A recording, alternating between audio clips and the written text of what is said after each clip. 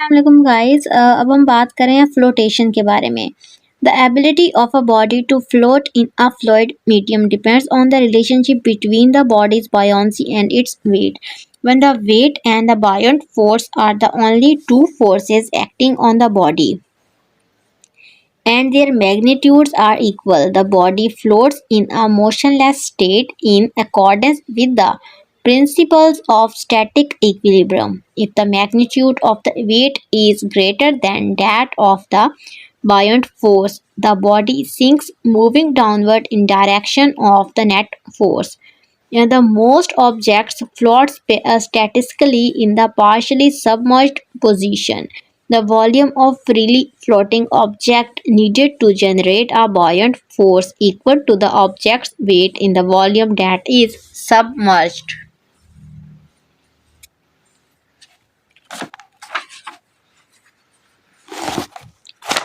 अब हम बात कर रहे हैं फ्लोटेशन ऑफ ह्यूमन बॉडी की। In the study of the biomechanics, the buoyancy is the commonly of interest relative to the flotation of the human body in water.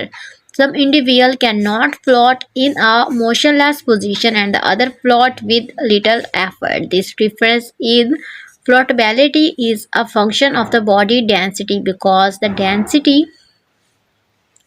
of bone and muscle is greater than density of fat. Individuals who are extremely muscular and have little body fat have higher average body densities than individuals with less muscles, less dense bones, or more body fat. If two individuals have an identical body volume with volume, the one with the higher body density weighs more. Alternatively, if two people have the same body weight, the person with a higher body density has a smaller body volume for the flotation to occur. The body volume must be large enough to create a buoyant force greater than to equal to body weight. Then here is the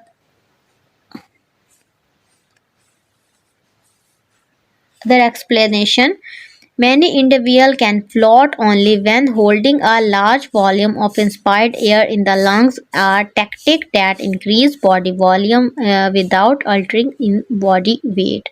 The orientation of the human body as it floats in water is determined by the relative position of the total body center of the gravity relative to the total body center of a volume. The exact locations of the center of the gravity and center of the volume vary with the anthropometric dimensions and body composition. Typically, the center of the gravity is inferior to the center of the volume due to relatively large volumes and relatively small weight of the lungs. Because weight acts at the center of the gravity and buoyancy act at the center of the volume, the torque is created that rotates the body until it positioned.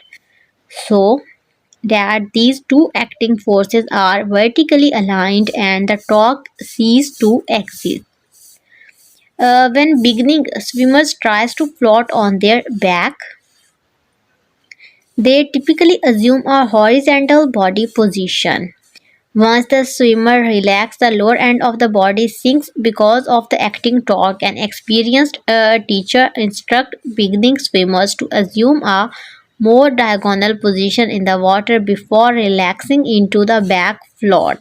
This position minimizes the torque and concomitant sinking of the lower extremity. Other strategies that swimmer can use to reduce torque on the body when entering the back float position include extending the arms backward in the water above the head and flexing the knees.